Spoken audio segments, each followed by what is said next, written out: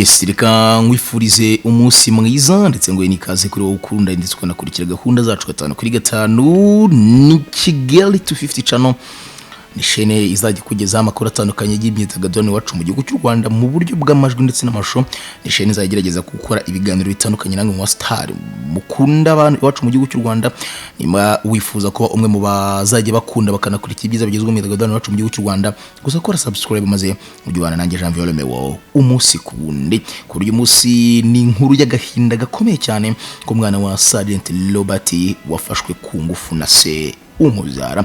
Ni umwana watanze ubuhamya bukubiyemo ibintu bikomeye cyane yahuye nabyo cyane mu ijoro ry'umwijima, ijoro ribi mu mateka ye mu buzima bwe ubwo yafatwa ku ngufu na se umubyara. Ni umwana watangaga ubwo buhamya bwibanzamo ikiniga gikomeye cyane by'umwihariko bitewe nuko ibyo yarakorewe atarabyiteze, atari n'ibintu bisanzwe muri rusange. Ni umwana w'imyaka 15 w'amavuko, akaba ari umwana wa Sergeant Major Robert Kabera.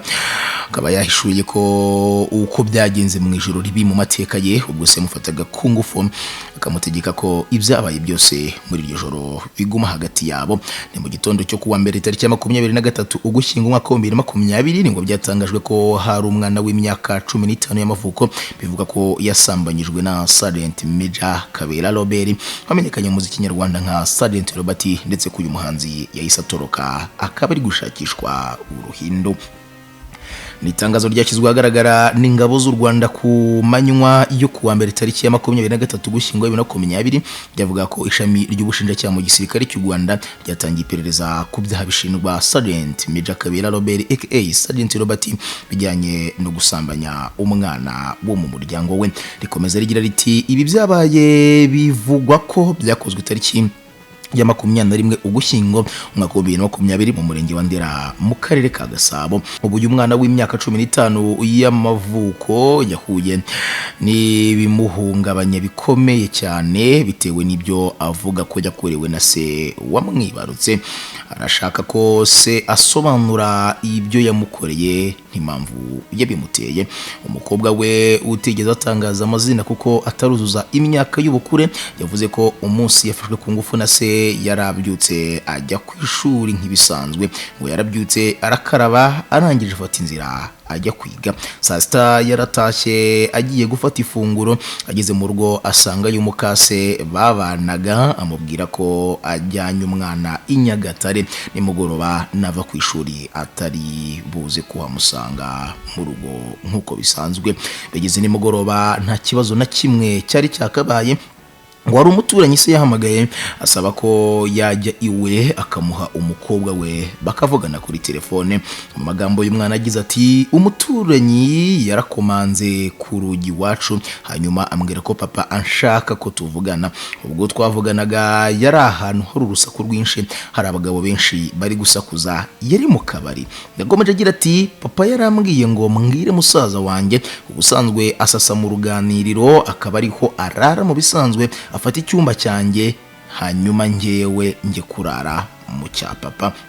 Ngo byari ibintu bisanzwe ko se ajya mu kabari akanywa kugeza mu masaha y'igitondo. Uyu mwana yabwiye musaza we gukora ibyo savuze, ariko bemeranya ko buri wese asubira ku mwanya we ahasanzwe aryama ise namara gutaha. Sergeant Robert yageze mu rugo ahagana saa 8 zo mu rukerera, yari kumwe n'abandi bagabo babiri ariko bahita bataha kuko se yari afite akazi mu gitondo. Uyu mwana ngo yahise afasha se kwinjira mu nzu kuko atabashaga kugera mu cyumba kuko yari yasinze cyane. Yongeye ati rimwe na rimwe anywa inzoga karenza urugero ku buryo mukadata ari we umwinjiza mu buriri. Uyu mwana wavugaga ibyamubaye hari kurira yakomeje abwira Virunga Post dukesha iyi nkuru ati ndicaye ku buriri bwe hanyuma atangira kunkuramo amasogisi maremare nari nambaye, ngo yabonye ari ibintu bidasanzwe agerageza kumubwira ko bwije kagiye kuryama. Se ngo yaramukankamiye cyane aramubaza ati ninde papa hano, ninde utanga amabwiriza hano, ninjye cyangwa ni wowe? Umwana ibibazo byose akabisubiza agira ati ni wowe. Ngo se yamutegetse kuryama ku buriri, umwana amusubiza ati papa buri wese afite uburiri bwe hano, ararira. Uyu mwana yakomeje agira ati yaransunikiye ku gitanda n'uburakari bwinshi hanyuma anja hejuru.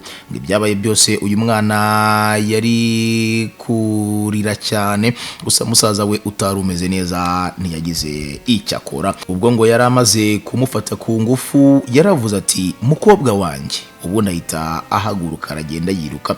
Ngo se yahise afata umuhoro munsi y'igitanda aramukurura avuga mu ijwi ryo hejuru ko agiye kwiyahura. Uyu mwana ngo yananiwe gukingura urugi kugira ngo yiruke, hanyuma se amwambura imfunguzo yatekerezaga ko ashobora kumutema, ariko aramureka ajya mu cyumba cye. Ngo se yaramubajije ati niki nakora kugira ngo ibi bigume hagati yacu? Umwana yaramusubije ati ntacyo, nsohokera mu cyumba. Uyu mwana yakomeje avuga ko yarategereje ko bucya kugira ngo asohoke mu rugo. Ngo bigeze saa 10 z'igitondo yaranyonyombye arasohoka ajya kwa se wabo wahise amujyana kuri Isange One Stop Center igitabwaho. Sergeant Major Kabera Robert n'umuhanzi wakoze indirimbo zitandukanye zirimo izamamaye mu myaka 10 ishize iyo yise Imanda ndetse n'izindi. Yagiye aririmba kandi izindi ndirimbo nyinshi ziranga ubutwari bw'ingabo z'u Rwanda, dore ko ari n'umwe mu bari bagize itsinda ry'ingabo z'igihugu riririmba rizwi nka Army Jazz Band.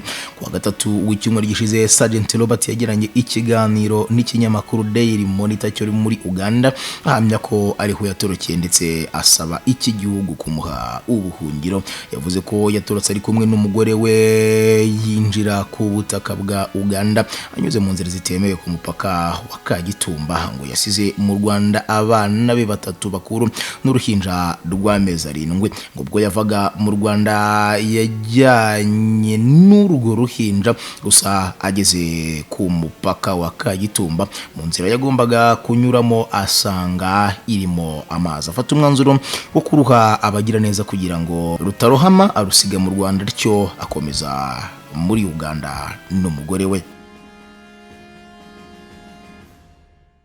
Reka mfatiye umwanya nshimire wowe warunteze amatwi muri aka kanya, wowe ukunda ndetse ukanakurikira gahunda za Kigali250.